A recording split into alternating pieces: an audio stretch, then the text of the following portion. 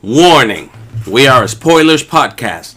At times we are also an offensive podcast. And we are most certainly a verbally explicit podcast. So if you fear for any of your delicate sensibilities, please back up now before you reach the point of no return. Alright, pussies, this is your final warning.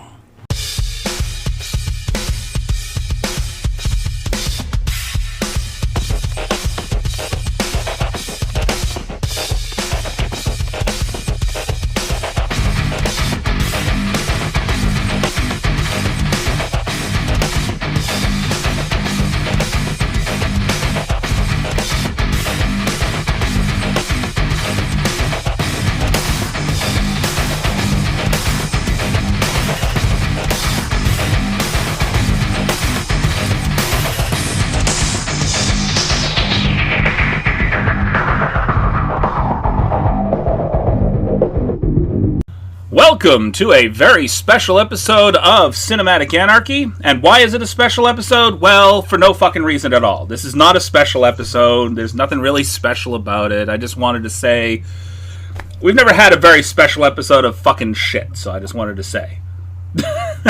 You have a new host. So... Oh, yes. Yeah. Yes. Okay. So, we'll go right back to the whole very special thing. And Tom has officially joined the family, and now I got to work you into the cover photo. I thought we were going with the other name, Viking. Viking.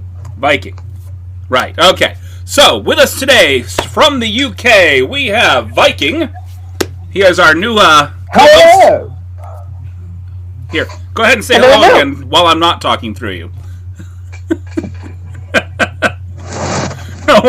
My friend. Hiding your hood.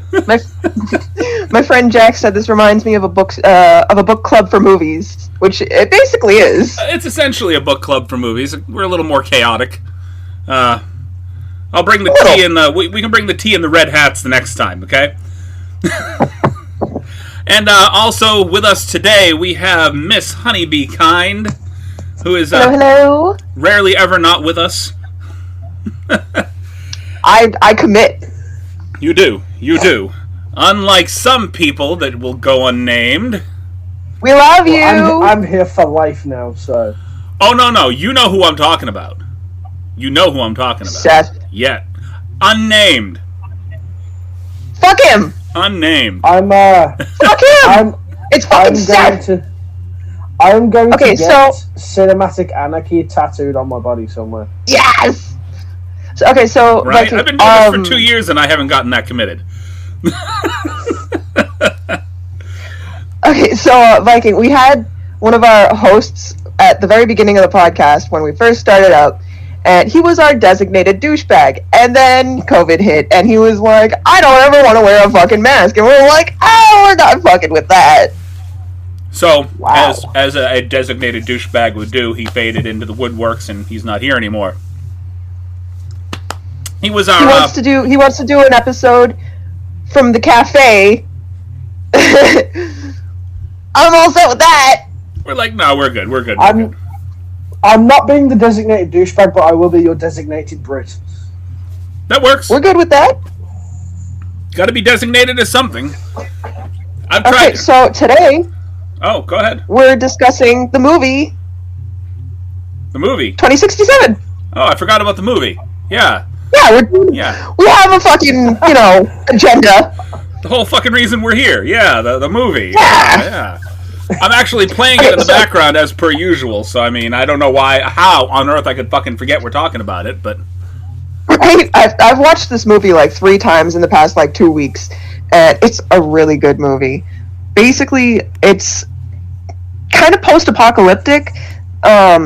The Earth is dying, everyone's used up all the oxygen, the ozone layer is basically non-existent, and people have to live off oxygen tanks, and people are starting to get sick from the synthetic oxygen. And, they find out that, there's... The main character, Ethan White, has to go into the future and figure out how they were able to regrow the Earth and come back with a cure for the O2 sickness. But there was nobody in the future. The Earth just waited for humanity to die out so that it could regrow itself. And it's... Oh, God. I swear to God, when I first watched this movie, I thought that Jude right? I believe Jude. so, yes. Jude, I thought he was a hallucination because homeboy was tripping on the fucking berries. Jude Mathers. Now, I didn't get the hallucination feel. Go ahead. The whole face reveal? No, I was going to say, we got this. I didn't get the feel that it was a hallucination at all. Yes, I'm trying to say something, but I didn't get the feeling that it was a hallucination at all. However, I was starting to feel like a time loop feel of some sort going back and forth between the recordings and what was going on in reality. Yeah. It was actually, I mean, I was really feeling like I was going to be disappointed in this movie about halfway through because it was really... It dragged. It dragged through the first portion of the movie. And then it picked up, and it didn't stop after it picked up. It's a good movie. My thoughts on Jude's character was the second Ethan got pulled away and be like, we need you. Because these people are like the leading government at this point. They're the main manufacturer of the synthetic air. They give out all the rules, all that sort of stuff. The fact that this dude could willingly go with Ethan when he was taken away already threw up some red flags to me. Like, this is a bit sus. Because if you're a high-ranking government and you need a specific person, you're not going to let some random fucking dude with him just come with you. Yeah, no, it will happen. The most experience in their kind of work that he has is working down in the fucking tunnels. Exactly. That's why I'm thinking, like, why would they just send someone that's inexperienced in the sciences? So it all seemed a bit sus to me with Jude's character from the get-go. Yeah. I'd say. I had a feeling that Jude had something to do with the death of Ethan's parents when they showed you that Jude showed up, like, not even 2 minutes after Ethan's mother was shot in the neck. That slowly came out. That wasn't like something that happened immediately. You got little bits and pieces, and then you see... Yeah. But you got to also think as well, the time span of, like, how long could a normal person, like a child, go without oxygen? You know, there's a small time parameter of him getting to where Jude is. So, not Jude, sorry, Ethan is, and it's like, it's a little bit awkward, it's a little bit strange how, from the time span his mother got shot in the neck to Jude being there to help Ethan was a little bit strange. Yeah. When you really think about it, like, you don't think about it initially, but when it happens and you actually do sit there and think about it, it's like, hold the fuck up. It's like Jude was part of the group that killed Ethan's mother, yeah. Yeah, like he must have been there and witnessed it before he went to help Ethan. They knew the entire time the only person that they could use was Ethan. They basically kept him. Yeah, no, that's why Jude was there. Jude became Ethan's legal guardian to basically protect him and raise him so that he could go to the future. Moment. Yeah, for this moment. The second... Sorry, go ahead. I was going to say, I didn't even get the feeling that after the reveal, of what had happened, that they were even sending him into the future for any other reason other than to placate the masses. I feel like they knew that there was really no way to fix what was going on, or they felt that there was no way to fix what was going on. Well, they did. They did. That was the premise. The whole plan was, the reason why Ethan was to go there was to fix the nuclear reactor so that they could then travel from the past to the future where there was an oxygen-rich environment. And Jude was like, fuck everybody else to fix it. Yeah. The woman who's in charge of the government had a select few people who she was like, we're going to go and survive while everybody else around us can die. Right. Now, the reason why they sent Jude was not because of his skill, not because he was the only one qualified to do it. No, it was because when his dad discovered this whole thing, he actually locked it to Ethan's DNA, so he's the only one who could go through the first time. So Ethan's the only one who could activate the portal on the other end. Like they could have sent anybody through, but it could only be Ethan who could activate the portal on the other side, so they could come through. Right. Exactly. Also, okay, so let's talk about fucking plot holes, okay? How did Ethan not notice that Jude had the fucking gun as soon as the alarm started going off in the Chronicle room? Yeah, first time he pulls out the gun, how did he not even turn around and go, wait, why have you got a gun? Exactly. And then, like, what is it, like a half hour later into the movie, they're sitting in Xanthi's classroom, and he pulls out the gun, and he's like, why do you have a gun? Like, bro, you saw it, like, several hours ago. And it's also the fact of this. You're in the future where nobody is alive. There is no animal life. There is no there is animal life. You can hear the birds chirping in the... Yeah, but not like the animals that you'd expect. The reason for him having a gun, there was nobody to defend himself against. So it's like, why do you have a gun? Why? What is the necessity in a future where there is nobody? Why would you need this gun? See, at that point, because the ping that came back saying send Ethan White, they assumed that there were people in the future. So if the people in the future were hostile, he'd still have the gun. That was my first thought. I mean, I get that. The whole plan initially was to travel to the future, fix the reactor so that they could kill Ethan and just take over the fucking future. But the big final fuck you at the end, Ethan sends back a truckload of plants. Hey, y'all can't come through here. Here's some plants. Here's a video of this bitch killing my dad. Fuck y'all. But in doing what he did by sending the plants to the past, he inevitably saved the human race. Because... I'll be right back. Well, he ended up saving the human race because with the video that he sent back to the past, he took down the corporation that was causing most of the damage to begin with. No. The corporation wasn't causing the damage. No, the corporation was just trying to find a way of escaping. The damage to the Earth had already been done. They was creating synthetic air so people could survive. The way he saved the actual environment and saved the planet and the human race was the plants he sent back gave the Earth. Because bear in mind, in this apocalyptic time, there was no plant life, there was no trees, there was nothing to produce oxygen. That's why everyone was living off synthetic air. But when he sent those plants back to the past, they then had opportunity to plant them, grow them, create a stable atmosphere again so that people could breathe. So that's how he saved the human race, by sending the plants back. Okay. But you'd think, and this is the thing that fucks with me, because we see him he goes to this cliff where he sees the city that's been devastated before, where he found his dead wife's remains, found everybody's dead remains. And then at the end of the film, after he sent the plants back, he kind of rewrit time while he was still in the future. That area was rebuilt. It was fucking eco-friendly. It was magnificent. But why did they not just have him enter that city? Because for all we know, this is a civilization 400 years into the future. They've already had time travel. So who's to say in these 400 years they have not upgraded that time travel technology so they can send him back? Yeah. Well, he could be with Xanthi again. If the machine itself... I don't know, I feel like destroyed, they left that open for, a sequel. Didn't he basically destroy the machine from the other end? Basically making it so they could get back? Did. And the gentleman that created the machine and the whole theory behind the time machine was basically dead.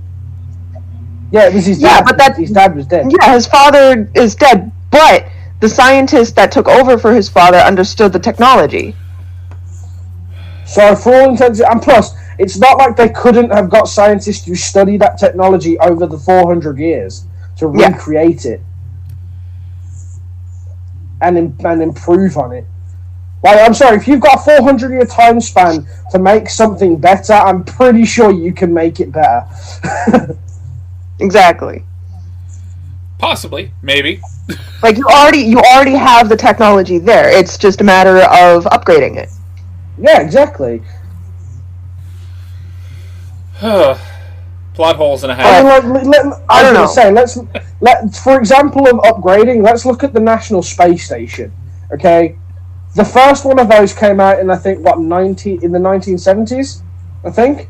The first National Space Station. Right. I'm not quoting actual dates, but now you look at it now, how it's been upgraded over the years, and that's only the space of, 50 years? And it's already come so far. There's now solar panels on it. I'm pretty sure they're already working on artificial gravity for it. 1969. There you go, 1969. That's upgrades. Upgrades over 50 years. Just over 50 years. They've upgraded the International Space Station, which was basically just a metal fucking tube in space initially. Yeah. To now this fucking livable environment that people can go to. I want to say, you think about that. If you go by regular time travel theory, like, I mean, you've seen like movies like Back to the Future, so on and so forth. This shouldn't have happened. The ending of the movie shouldn't have happened. He should have been stuck in the decayed future where the planet got reclaimed. Paradox. He shouldn't have been moved over into a different timeline where it branched off and, he ends up in the perfect utopia. Shouldn't have happened that way. But it's a happily ever after story, though, isn't it? That's the problem. Not really, because Xanthi's dead. Well, like you said, it's open for a sequel. How do we know that? Maybe she cryogenically froze herself. I was gonna say, was she gonna live? Oh, you know what? She was a botanical historian as a teacher. True. So maybe she had something to do with incorporating the plants with the technology. Exactly. Because you see, at the end, you see that these fucking trees are incorporated with this fucking immaculate technology. Is beautiful. Plant/tree / whatever that was a building. Plant/tree. You mean building? Trees are plants, sir. I mean, if we go off Doctor Who logic, they had cyborg trees in Doctor Who, where the outside of the tree was actually a tree, and the inside of it was electronic and wires and stuff, and it fed oxygen to the upper atmosphere, and it made an environment in this spaceship. So dip outside of the movie for just a moment, give you a little idea about where my head was for 2.5 seconds there. Okay. I started a new diet this week. I pretty much cut all the sugar out of my diet, and my body and my brain have decided to say, fuck you. They pretty much turned off. They don't like me anymore. They're no love for me. That's me too. I feel that. So, no sugar diet means my body's relearning how to battle or feed off of the fat in my body for energy. It has to relearn because it's been dependent upon carbs and sugar for so damn long. Hey man, I'm lucky. I eat a burger from Burger King almost every day, and it's so unhealthy. And I'm super fucking lucky that I have a fast metabolism. It's fuck you and your fast metabolism. Gross. Okay. Fuck you and your fast metabolism. You're just getting a dirty look from me. That's all you're getting is a dirty look. I swear, I swear, man. If I did a few sit-ups every day, I'd have a fucking 8-pack, but I don't because I'm a lazy bitch. So you miss his fast metabolism and the two slightly chunky guys over here who have a very slow metabolism. All I have to say is fuck you. Okay, it's not my fault. It's fucking genetics, bro. Ditto. I see you, Jack. You're young yet. Give it a few years. Anyway. Yeah, no. I can't wait for metabolism to slow down. Yeah, right. To slow down. No. When I get older, I'm gonna work at staying small because fuck that. We're just gonna laugh. I don't want to look like the rest of my family. I don't want to look like the rest of my family, bro. No. When we're getting smaller and you get bigger, we're gonna sit there and laugh. Like, calm as bitch. I don't know. My man goes to the gym every fucking day, so if I just joined him once in a while, fucking shit, man, I'd be okay. Yeah, you're posting pictures. I'm thinking to myself, never wanted to see him with his shirt off, but thank you. He's a beautiful man. Keep your man's boobs to himself. You keep it to yourself. I don't need it. They're beautiful. I love them. Anyway, back on topic. Okay? Let's get back on topic. I think we're just about done with the movie. I think we've kind of run around the middle. Okay. Hold on. Who was you guys' favorite characters? Favorite Jude. characters.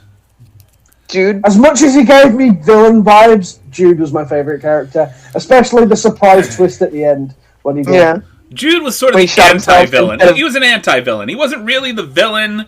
He was just sort of the... He was He was doing at the his wrong job. place at the wrong time. He was doing his job, but it was just more the case of he eventually grew affection and care for this kid who he basically raised off his own back. Of course, he's going to see him as like a brother and a child. So yeah, Every other instance that he ran through, he ended up with a bullet in his head from Jude. Ethan ended up dead. And Jude's over here trying to convince him that he's crazy, even though there's all the evidence right in front of him. he just laid it out. I trust you. I trust you. Do what you need to. Oop. And that little bit of trust, basically, I guess, changed the future a give little Jack. bit. It did, yeah. Give Jack mod privileges. He'll be able to ban those. Okay, how do I do that? Just click on Jack's name, and there'll be like a little thing, like a little person. Oh, we're off in Twitch over here. I didn't realize we had Sorry, waited no. to, No, it's just because someone has a bot has commented on her stream, with like, "Want to get famous?" sort of thing. Wait, what did I do? I don't know. Don't I don't tell me know. you've ended Why this don't I thing. go ahead and take this No, I opportunity did. to wrap up the front end of the podcast? We'll step out for a minute while we're figuring out what on earth just happened to the fucking Twitch stream, and go ahead and listen to I apologize. a brief 30-second. Hey, look, we're getting up on year 3. We're trying to get all the technology parts up so we can stream and actually, get out to different audiences and not just be a voice in the ether somewhere, which is a good thing.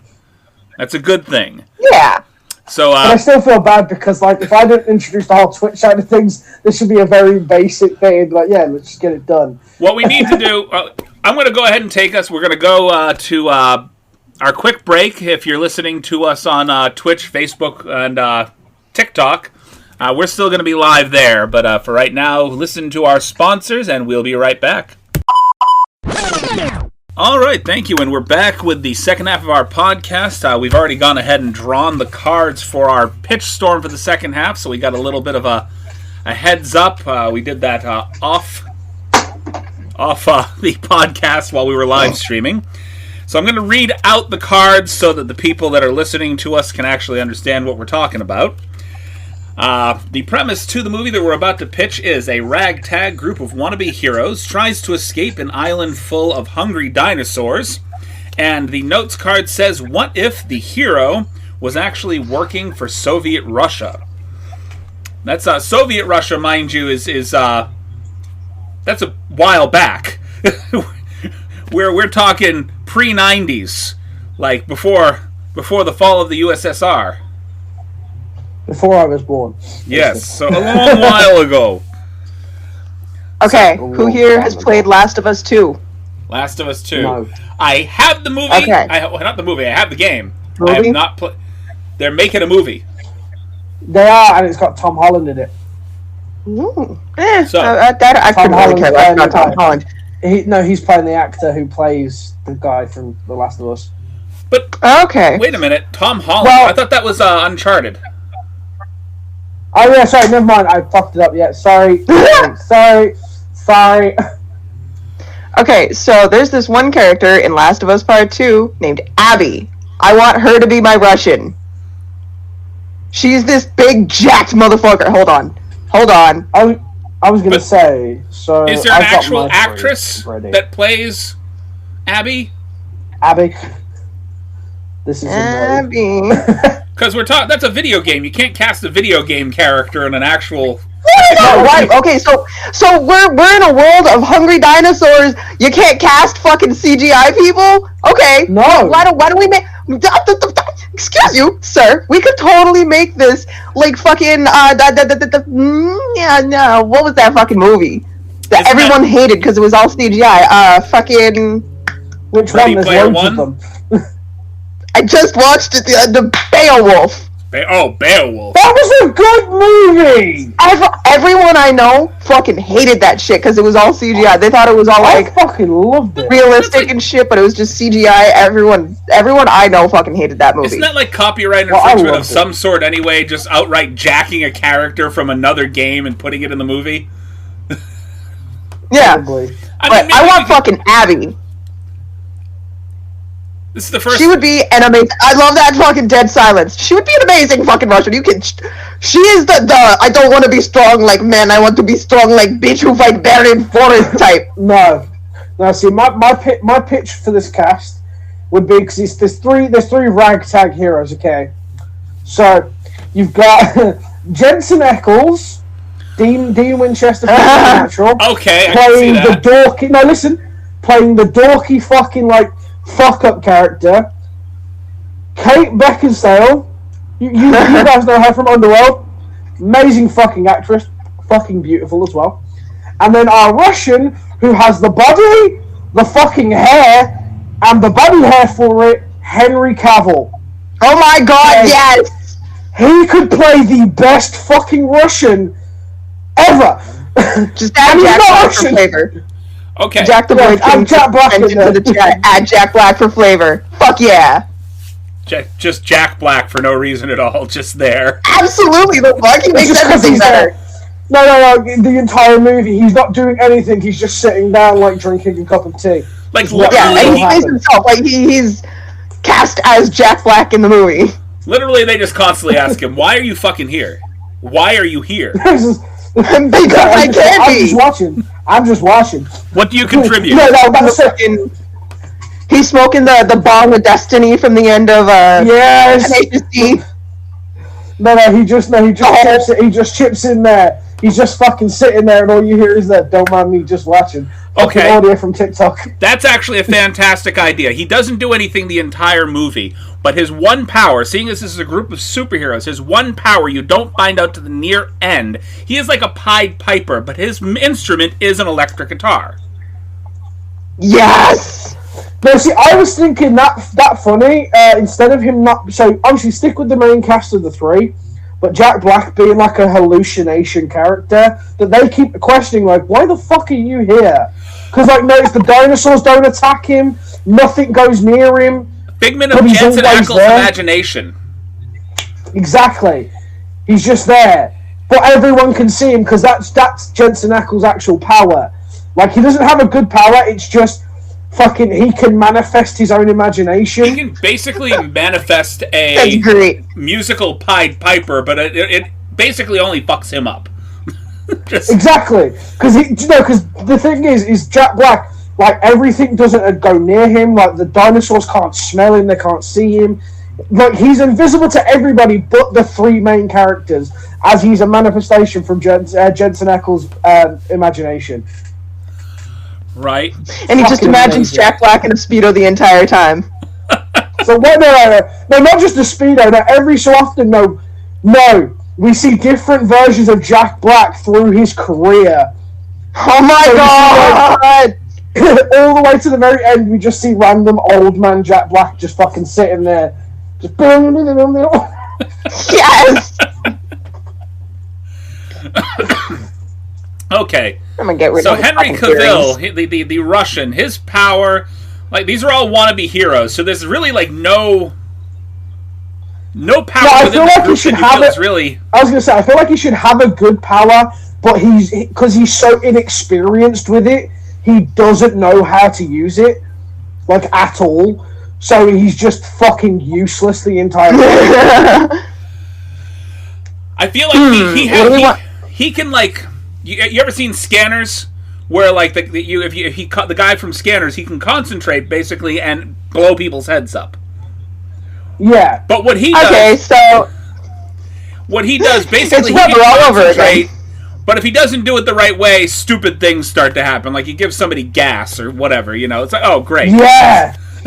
Like randomly at one scene in the movie, he fucking tries to blow up a dinosaur's head, and then just Jensen Ackles in the background just gets random diarrhea out of nowhere. yes! I I don't know if you've ever seen this movie. There's a movie, I think it's like Sub Shop or something to that nature, that Jensen Ackles had actually starred in, and it was the one time that I've seen him outside of this. Is it where he's got the mohawk? The green mohawk. Yes, I've seen that movie because that's where he met his wife. That's where he met his wife. Right, on right. the set of that film. I want that hair on him again. I want that hair on him again. But what I feel like throughout this entire movie, Kate Beckinsale's character, like, unimpressed with these like, these men are trying to impress her any way they can. Like, fucking Henry Cavill's character's like always fucking shirtless, trying to show off his body, and she's just unimpressed by it at all. And then, like, right at the end of the film, when they get off the island, there's just some random fucking nerdy news reporter there to ask him what happened, and she fucks off with the news reporter. Having all of them just there like, bruh. Really? Really? I was gonna say she leaves with old man Jack Black. Just a Kapoor. That would be good, but also at the same time, no. The reason why fucking Jensen Ackles can keep imagining him is because off the island she's actually married to Jack Black. So when they get off the island, he thinks it's the hallucination, and really it's the real Jack Black. Just like, hi, honey. Yes. Right. He would be so pissed. Okay, we have to give an equally useless power to her though. Oh God. I'm thinking, she's a fairly good-looking woman. I would say, have you ever heard of a character called Dazzler? Old DC character. Basically, her whole idea was about the manipulation of light, and basically, I see her as a flashbang grenade. Just the human version of a flashbang grenade. Just can go off in a puff of bright white light. But where normally that power would not affect its user, it hinders her and it blinds her every time she does it. It's like she's fucking, she can't, every time she's like a double-edged sword. She can use it and blind everyone else, but she fucks herself up in the process. That works. I like that. Because otherwise that's actually a really useful power if you think about it. You know what I mean? Being the flashbang. But given the fact that it fucks herself up as well, it's like she has to be very careful when she uses it. Now, I say that we use Peter as Henry Cavill's the guy, basically the guy that plants him within this group. Mm-hmm. Okay. Yeah. And Henry, of course, every once in a while he slips and kind of lets a little bit of the Russian accent out, but doesn't let it out too much. He tries to keep overly American, like he overly pronounces things in like an American accent. Like, how are you guys? This is a fantastic day. Yeah. Like that sort of style, overly like, what the fuck? Like to the point that it sounds completely artificial. Like a very, very generic American state and town that, like, you would, like, in every movie you would see is, like, the generic American standard, and that's what he uses as, I'm from here, I grew up in this neighborhood, you know, like that, things like that, all the time. Jack the Void King says, the power of minor inconveniences. I keep getting rocks in my shoe. How? Deborah! That's a good fucking power. I like that. That's fantastic. You only have just like one fucking sock. All the rest of them are gone. You don't even get to use like matching socks. Just one sock. When there's a dinosaur nearby and she uses it, the dinosaur gets an itch in its ear because it's a T-Rex. It can't reach its fucking ear, so it's like just a minor inconvenience for this dinosaur. She starts smashing its head against the fucking wall. Just trying to get its itch out of it. So basically, this is a really bad Mystery Men meets Jurassic Park kind of thing. Oh, hell yeah. I think this but now we need to think about why are they on this island in the first place. So I think maybe there's something the Russians needed Henry Cavill to get off this island. and the other two kind of wanted to go exploring it naturally, hence why he was put with the group. Okay. Now, I believe the great Peter Stormare, he is sort of a mad scientist type character, like a Mr. Fantastic type brain. For some reason, he's brought the dinosaurs back, and he's basically using this island as a base that he's planning, as most really, really bad villains do, to try to take over the world, you know. Yeah. Yes. But you gotta do it now, you gotta do it in the Russian accent. Take over the world. I'm going to take over the world. We're going to win this for Mother Russia. We're going to take over the world. And Henry Cavill's character's just in the background with a toothpick, like, yes, mister. Russian Igor. I like that. Russian Igor, yes. No, maybe that's his character's actual name, but his code name is some random generic American name. Ken John Adams. Smith. Bob Stevens, nice to meet you. Like, Just... Chad Chadwickson. I could believe him as a Chad, like a really bad Chad. Right? no, because you gotta think about it, the character himself, because he's going to be a hairy Russian man anyway, he isn't really going to pull off the young Chad name. So I feel like, oh god, Mark. like a Richard or something. Mark. Robert. No, because it's got to be like an American name, like a very quintessential American name. Joe. Yes. Just Joe. That's Hi, short for my name is just Joe. no, it's just Nice. Joe. Bob. Oh, Blobby. Bob Bobberts. No. Just And like Bob you're spending this entire time trying to convince these two other people that he's an American citizen and he's just trying to help them out.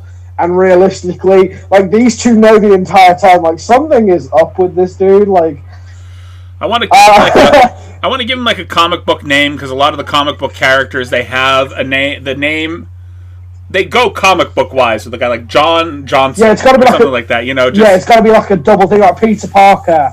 Yeah, I get Joe what you're Jameson saying or something there, to that Alliteration. nature. Right. Awkward silence, guys. What's up? John Johnson. John Johnson is a good American name. John Johnson. Yeah. Johnson. There we go. He's just John Johnson.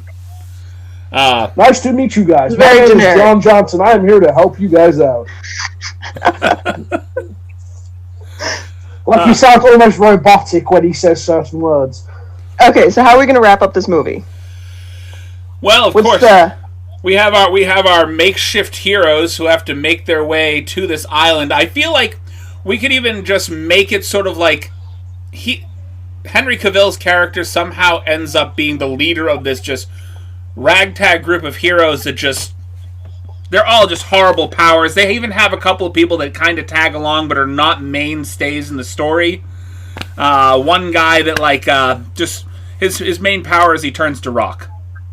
It's not that he keeps a moving statue or anything. He just literally turns to stone, and he's just a statue that stands there. Not even like the Thing, kind of. Like, he's stone. a good anchor. Basically, he's like, we need an anchor for the boat. Turn to stone. Drop. Yeah, Yeah. Pretty much. He's useless. He can't move after he's turned to stone. You know, it's just... You've also got to make it, like, really inconvenient for them to get to this island. It's like, just some really stupidly awkward way that they've got to do it. You know what I mean? Yeah. Like, maybe they've got to, like, travel to one island through helicopter just to travel to this other island through a fucking speedboat, and then just to get to the actual island, it's a fucking rowboat. Like, Yeah. they're just getting a helicopter straight to the island, and they do this zigzag fucking thing just to get there. Keep making pit stops. All the while It's while like, having why? to dodge horrible booby traps, just stupid ones. Make no sense whatsoever. Yeah. You know, just What do we... Okay, so... What do we want for, like, goofy booby traps? Like a random giant floating duck for no reason. Like a giant fucking rubber duck. It's an exploding rubber duck, obviously. But just out of nowhere in the ocean by this island, there is a random giant floating rubber duck. Like, why? You have some guy with a peanut launcher because he heard that it's possible one of them has an allergy. Oh, okay. So instead of like having beaches around the outside of the island, it's just all poison fucking sumac. I was gonna say briar patches.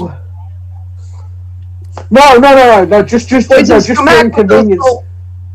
with I was gonna say stinging nettles. Oh, Just for no reason. Yeah, because it's just the awkwardness of having to walk through the stinging nettles just to get to the main part of the island. It's like, fuck's sake. one guy on the island actually he can control mass swarms of bees. But they No, don't not attack him. bees, not bees, because bees are like, bees are an actual threat. Just flies. No, the bees work, but the problem is they will attack anything in the vicinity, but they always seem to go for this one guy who can control the bees.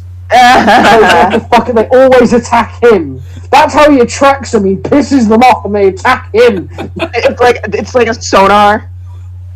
So he's supposed to be booby trap, but it doesn't quite work.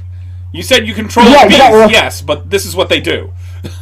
They will attack anything in their direction when they come to me. So basically, if you want us to kill a dinosaur, have the dinosaur like in between me and the bees. Yeah. They're still gonna hit him, but they're gonna kick my ass afterwards. That's how this works. So, yeah, Okay, so, like so awkward inconvenience. Jack the Void King said there's a pit of snakes, but the villain's funding ran out, so it's just full of gummy worms. Yes, I love it. I love how it's getting more stupid as we go along. It's perfect. Or like, I love it. You know how they the movie Austin Powers, right? How Dr. Evil constantly wanted a shark with a laser on his head, laser beam Sharks on with his head. frickin' laser beams. All they could afford were like flounders. Oh. But what's the main weapon that they're trying to get to? So basically, Okay, he's got an entire fleet of ships that are ready to carry these dinosaurs, which he can control mentally. Basically, he's got a whole setup. He can control them with this helmet that he has on. Basically, he's got the power of mind control. He can control all these dinosaurs. He's going to send them to land, to where the fuck ever. And basically wreak havoc on the local cities in turn for basically their submission. $1 billion, yeah. No, he doesn't want $1 billion. He wants control. He wants California, let's say. I want a laser that shoots up into the satellites and, I don't know, fucking knocks out all communications so people don't know what the fuck is going on in the rest of the world, and they just gotta fucking deal with dinosaurs now. He's got this whole fucked up plan to basically dig a trench around the entire border of California to separate it from the mainland, and he wants California for himself. I feel like by the end of it, when the heroes, the ragtag heroes, finally get to the villain, that's when like they're about to attack him, and then he says like Igor, and that's when Henry Cavill's character kind of like goes to stop the other two, just like grabs them both. But then over this time he's spent building a bond with them and everything, he kind of just looks at his old boss and just gives him diarrhea, and that's how it ends. And that's the end of the movie. Just starts. But they've got to get off the island first. Except it's not just like he gets diarrhea. He expels his bowels, and then his fucking asshole prolapses, and just his whole colon and everything just starts spilling out. Yeah. Oh, we want to go that. Ooh. I was just thinking of this thing spewing out of both ends, just throwing up, bleeding from the nose, from the ears, shitting his pants, just everything, releasing all at the same time. You mean kind of like from, what's that fucking Jet Li movie called? Where he basically sticks the needle in the back of the guy's neck, and all the blood rushes to his head, and it like paralyzes him, and then he removes the needle, and it all pops out of his fucking ears and nose and eyes and mouth. Was that the one? It's been from a kid comedy to straight gore. It's like Dragon something. I love it. It's gonna annoy me. I'll figure it out probably after the stream. Okay. Yeah. Second, Pitchstorm. The one that you guys don't we're have any doing another information for. Why not? Why not? Okay. Second Pitchstorm? Okay, cool. Ah, Kiss of the Dragon. Thank you, Bigfoot 2. Kiss of the Dragon. 5. Oh, that's Alright. Jeffrey. Hi. So I know we agreed shout-outs mid, after, and end, but I had to because you got fucking names. That's okay. Well, I mean, we're kind of feeling out the whole live streaming thing while we do the podcast at the same time, so we'll figure it out as we get along. I mean, you can always edit this out in the audio side of things. Nope, talk to Miss B. We don't edit. We don't edit. You should. You know why? We don't. If you edit, you cut out More good shit. authentic. I mean, true. The only thing that I would edit is, like, I try to sometimes cut down the dead spots where there's, like, dead air. Yeah, I get it. But, yeah. So what is this second pitch, then? All right. The second Pitchstorm, the one you guys didn't have any prior warning for. The U.S. President battles an ancient and dangerous witch. And the notes for this says we need to have at least 2 makeovers in the movie. Okay, Joe Biden versus Tia Dalma. No. What? The president's got to be so... I want the president to be Bruce Willis. President Bruce Willis. I want Bruce Willis to be the president. Because we don't have to actually have a president. I don't want Joe Biden in my movie. Thank you. I got nothing against Bruce Joe Willis. Biden. I think Bruce Willis. I don't want him Joe as an Biden actor. would stroke out in the first 15 minutes. I'm just voting Bruce Willis as the fucking the president. Okay. But the witch, I have the perfect cast for the witch. You ready Tia for this? Dalma! Donald Trump. The witch? No. Yes. No. Fuck him. Fuck him. Fuck him. He got enough recognition. He got fucking years of it. We're over it. Okay, then how about Melania? Who? No Trumps. No. What's her name now? Shit. No. Helena No. Bonham No, Carter. it's an actual actress. Fuck! Have you guys seen The Vampire's Apprentice? Yes. No. The bearded woman. Maybe a child actor for the witch? No, because this is where we get the makeovers. But the bearded woman, what's her name? Give me a moment. Because it's going to take me just a second to look Oh, that you up. know what? I want Kathy Bates. Kathy Bates is the witch. Kathy Bates is the witch. That actually might work. Yes. That might work. Yeah. Hold on. This is where he's going to find the person I said. I don't know what her name is, though. That's the problem. I don't have a... Salma something. It begins with an S. Salma Hayek? No. I think it might be Salma Hayek. I don't Selma know. Blair? No. No. I'm looking it In up The right now. Vampire's Apprentice. I'm looking it up right The now. search of The Vampire's Apprentice. Yeah, it is. It's Selma Hayek.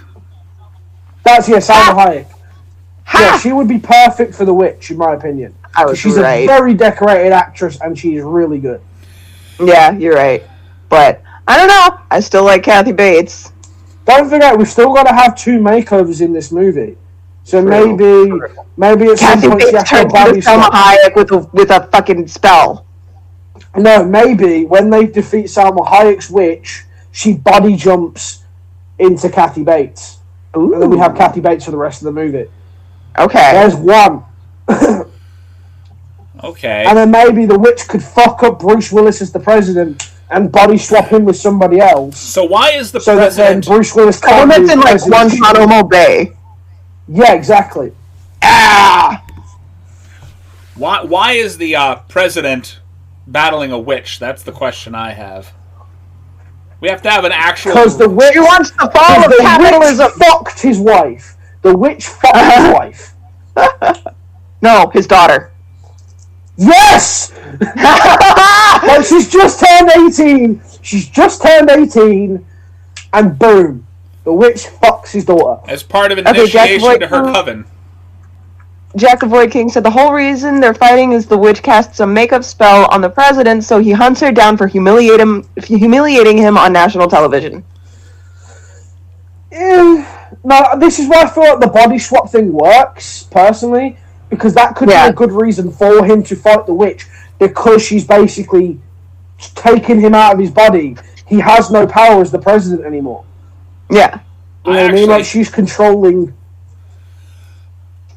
So I think that we were talking about him fucking her daughter. I'm going to take that to her fucking his daughter.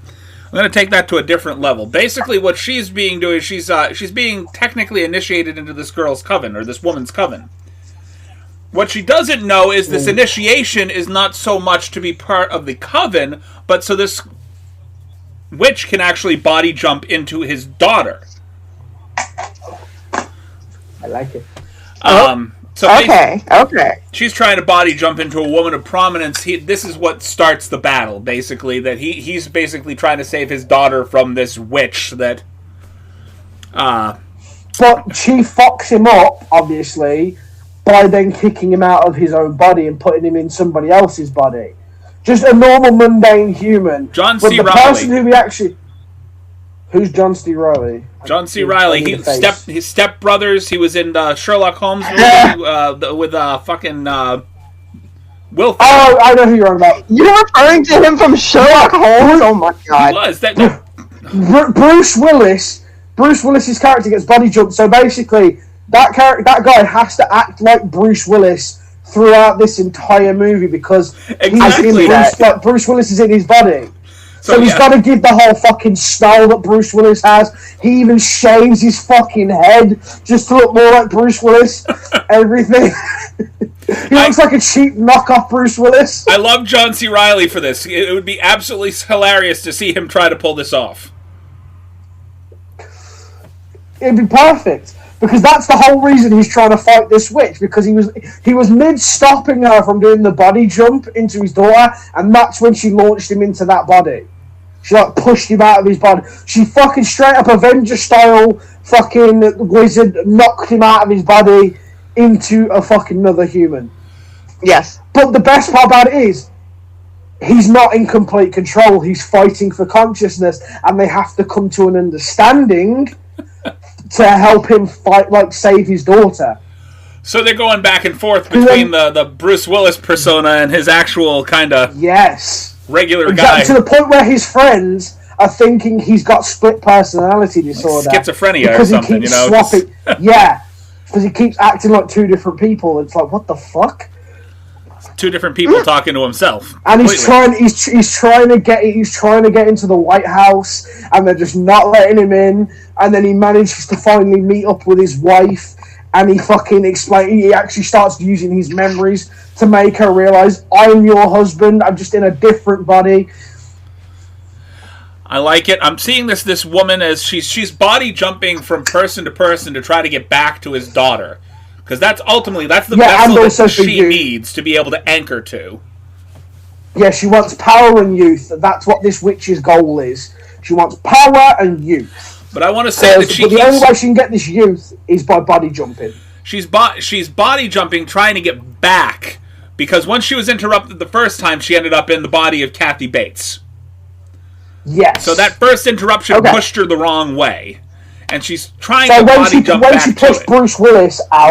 When she pushed Bruce Willis out, it pushed her out too. So they both got launched to two different bodies. He stays pretty firm in John C. Reilly, but I want to say that she's jumping from person to person along the way. We can do little cameos. But that's what I mean, because she knows how to. Now, she knows how to do the body jump spell. He doesn't. So when she was interrupted mid-body jump into his daughter, it caused a cascade and blew her out of her body and him out of his body. He got put into John C. Reilly's body, and she got put into Kathy Bates. And then, obviously, she knows how to jump body to body, and that's what she's doing. She's trying to work her way back to get into this girl. Right. Whereas he's stuck as John C. Reilly this entire time, trying to fucking get to his fucking daughter. Get back to his own damn body. I want to say that there's no way for him to get back to his body, though. I don't think by the end of the film, it's like he has to accept he's now this person. He's either got to accept that he's that person, or he has to just save his daughter and let go so John C. Reilly can have his life back. Yeah. Inevitably, either he dies or he takes over the persona of John C. Reilly completely. But I think, like, by the end of it, to hold it out altogether is when he saves his daughter, which we'll talk about that, how he does it, but when he saves his daughter, he can finally, like, sit back and let go and just kind of fade off into the darkness where John C. Reilly's persona finally comes back, and it's like a whole, wait, what the fuck happened? Where am I? Exactly. Like, I want to say he's one of those guys that absolutely has to have control over every ounce of his life. And actually having to let go a bit of control by being inside of this guy's body, it fucks him up. Like, he doesn't know how to handle not being in complete control. You know? Like, that's why he's the president. He's used to being in 100% control of everything. Like, he's controlling the Secret Service, he's controlling all of these little things. But the second he's put into this body, he does not know what to do. Right. He's like, never been in a position where he was out of control. No. This guy, John C. Reilly, lives his life so willy-nilly, so free, that he's never experienced it before, and he's got to learn to do that while trying to save his daughter. Okay, I like that. I like this. I like that idea. I'm liking this. Yeah. I like how when he's just sitting there like, I'm agreeing with all of this. Mm-hmm. I do. I agree with all of it. Sorry, I got a little distracted. I'm about to order myself some dinner for after the fucking episode. Well, I mean, she had a lot of input in the first one, and then now we're going back and forth on the second one, so... And the important part is though... Go ahead. So, the way he gets to actually get into the White House to help save his daughter is he manages to meet up with the First Lady, and that's what he does. He sits there, he like pulls her aside, and like she's screaming for help because like this crazy person, but then he says something very significant that only her and her husband know, and it makes her go, wait, how do you know that? And then he has to try and explain to her what's happened, and then like after like convincing and all this sort of stuff, she eventually decides to help him get into the White House so he can get to his daughter. I want the First Lady to be played by his ex-wife, Demi Moore. Oh my god, that would be so fucked. Exactly. But mind you... But then again, Bruce doesn't have to act alongside of her for the most part. It's John C. Reilly that has to act alongside of her. Yeah, but he has to be on set with her. He's gonna be pissed. Fuck this bitch! And like we have to have some kind of like we have to have little bit and piece cameos, like people that this other witch body jumps from person to person. Arnold Schwarzenegger. Oh my god! All of these people have to be able to pull off a decent Selma Hayek. So they all have to. Arnold Schwarzenegger. That'd be funny as hell. I'm sorry. Arnold Schwarzenegger, straight up, that'd be funny as hell seeing him walking around all feminine and shit. He has to train to do a Spanish accent. Betty White. Betty White. I want Betty White. And then at some random point, for no reason, Ellen DeGeneres. Yes! For absolutely no reason whatsoever. I like that. Yes, Kevin Bacon at one point, that'd be so good. Oh my god, Kevin freaking Bacon! If we're casting John C. Reilly, I want to say that just at one point, for a very brief moment, Will Ferrell. For one very brief moment. Because John C. Reilly's character is not John C. Reilly that we know. It's John C. Reilly from Step Brothers. Yes! That's why we see Will Ferrell. That's why we see Will Ferrell. So basically they've taken over the two Step Brothers characters at some point during the movie. Yeah. Like the Step Brothers universe, all this is happening in the Step Brothers universe. I love that. I love that. That's like a nice little crossover. That's perfect. Because then that's where Will Ferrell just goes, did you touch my drum set? And Bruce Willis is like inside, like, what the fuck? What?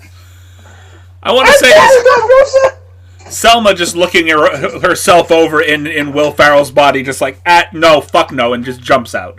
Yeah. No, I just want to say that every time she jumps into somebody else's body, just randomly, the second she walks past the mirror, you see Selma Hayek briefly, but then when she comes back, it's that actual actor, and they're kind of like looking at themselves, doing the whole like checking the age and shit, doing that whole stuff. Getting closer. Making sure. All right. This is great. All right. I think that's It's like we're getting there. We're getting close. You know. Not quite yet. well. And every so often she jumps into one person. She's like, "Oh, I like this body." Yes. You know what I mean? That does that.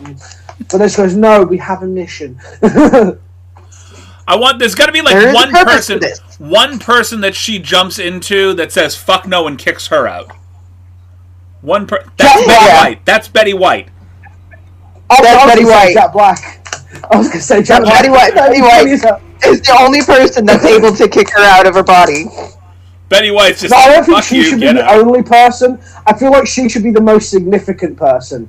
Like, she gets kicked out of, like, 2 bodies, but she gets kicked out of Betty White and into another one, and then that other one's kind of, like, contemplating, what the fuck are you, and then kicks them out.